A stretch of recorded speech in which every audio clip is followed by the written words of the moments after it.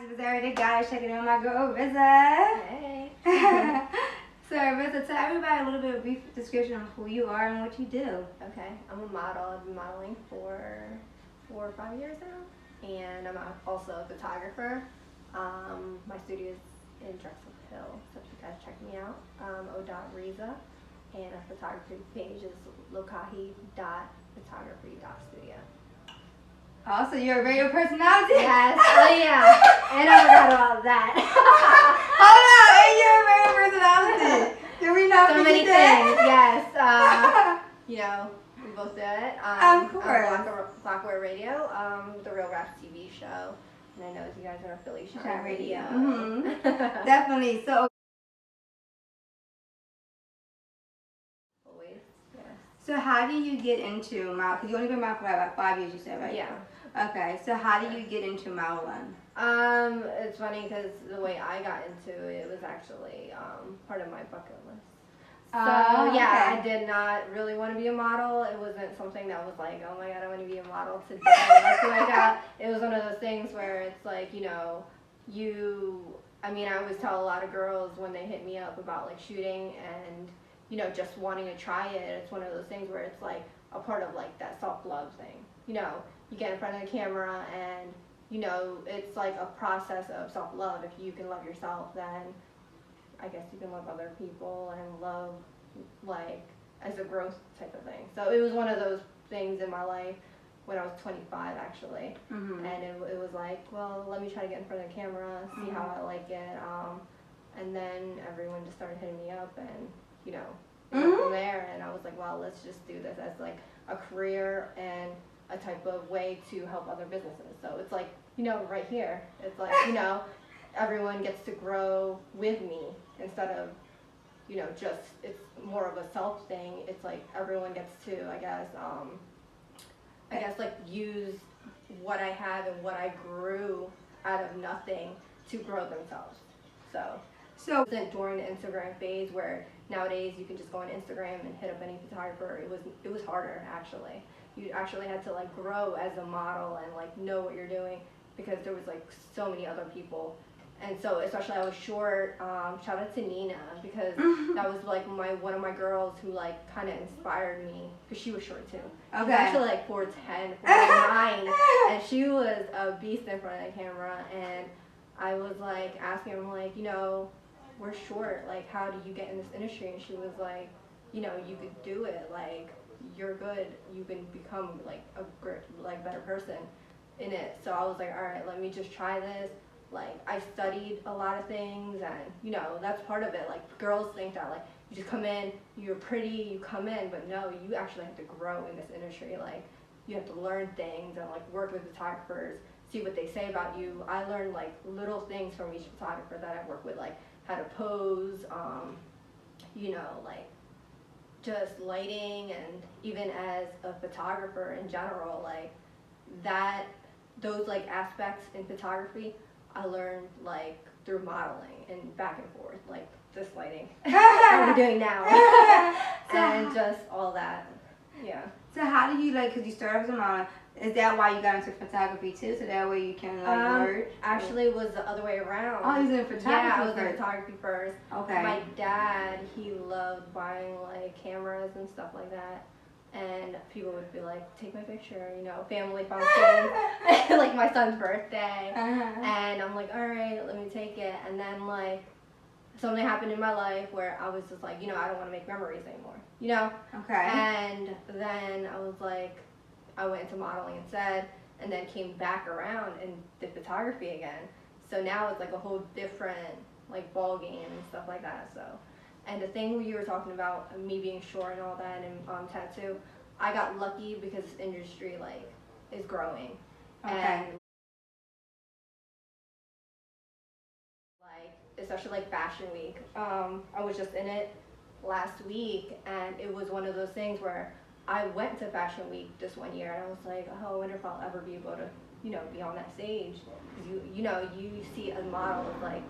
What, 5'8"? Yeah, like, they're not us, yeah. They're not like little. Skinny and like petite. Right, and, real skinny, yeah, curvy. like, yes, and not there. And I'm like, I don't know. And then things happen and you just end up there. And you're like, you know what, you gotta represent for the girls just like you. Because if you don't, then, you know, it's like one of those things where it's like, you never know, like, what will happen. And being Filipino, you don't see too many of the Asian community as a whole. No, not at all. It's funny you say that because we're usually in the car scene. And a lot of Latinos are in the car scene too. And we get pushed into that scene. And a lot of girls that I know started in that scene. Where when I first started, I was like, I'm not going to be in that scene. Like, as much as I could get famous in that scene, I'm not going to be pushed there because I really want to do fashion. I wanted to really do something else that's like different from what you guys do. So, yeah. Oh, the typical stereotype they put us in. That's what you're saying. We get into that car scene so quick. So how do you like, so when you have all these odds against you and stuff like that, and you talk about believing in yourself and self-love, did you ever go to a process where you wasn't like happy with yourself and you had to get to that point with like the camera and stuff? You're like, no, I really like. Yes, because especially there's so many things now. I mean, you even have it on your page a lot where it's like Photoshop and a lot of surgery nowadays. And it's like, we were just talking about this in the car, where a lot of people glorify people who look perfect, but in reality, like Kylie, no offense to Kylie, she's a billionaire, but is she really her true beauty? She sells makeup, she sells all these products through a like plastic, like that's not even her face. And we know that. Yeah, and we know that, and we accept it, and it's kind of sucks because like a lot of young girls, that's what they look up to, and it's like one of those things where it's like, how can we preserve like our youth in loving themselves without having to go under the knife? It's like a hard balance in that. And definitely, so, yeah. you know, with the way everybody, like, you know, everyone has, like you said, accepting your beauty for who you are, whether you're petite, whether you're big, whether you're skinny, like, it's beauty in everything. Like, you know, perfection, what is perfection? You know what I mean? They sell you this thing, this is what perfect is, and this is what's selling. But also, we really don't know what Kylie got done, or what any of them got done, or any of the celebrities, or any of the video rigs did. I think it might actually be a magazine that published what she got done. A lot of things done. And you know what I mean, no disrespect to whoever gets plastic surgery and stuff like that, you know, do your own. But I just feel like you should always keep it honest, so that people are not looking up to an image that's like, oh my gosh, she's so perfect. But knowing that she's perfect because she got these work done, you know what I mean? I always believe in authenticity. If you're going to get something done, just be honest that these girls are not believing a lie. You know, so, you know, especially young girls, they struggle with these body images because they think, oh, these girls just woke up like this. No, they went to the doctor and they got like this. So just, you know, just be honest, that way when you're putting out things out there, that you know what these girls know, what it really is. And then also piggyback off of radio. How do you get into radio? I actually was interviewing Gilly and EA one day for another, I guess, project that someone else hit me up with. And I guess it didn't fall through, so a year later, EA was still following me, and he hit me up. It's like, hey, do you want to do this radio thing? I'm not really even a talkative type, but I was like, you know what? It's going to help me grow as a person and also in this industry. I feel like you need to know how to do multiple things in this industry to just help you grow. Just even to network and stuff like that. Like, I used to be such a shy person. You'd never guess. And now I'm like doing introvert. Yeah, like I'm so introvert like crazy. If you meet any of my friends from like elementary school, even I still have friends that far back. They'll be like, what the hell are you? Who is this girl? But I mean, to me, it's one of those things where you can never grow as a person, and you never know what the possibility in your life is. Like, you know, what things that can come from out of anything unless you try it.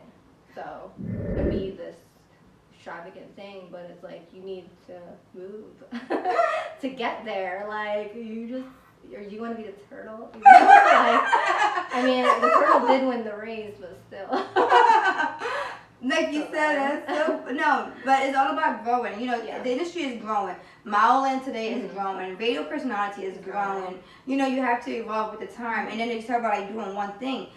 No one should be, you know what I mean? Not you can do whatever you want to do, but doing one thing, that means one income. Oh, that's locking your way, locking your talents away. So I think what you're communicating is that don't never get complacent. Always grow.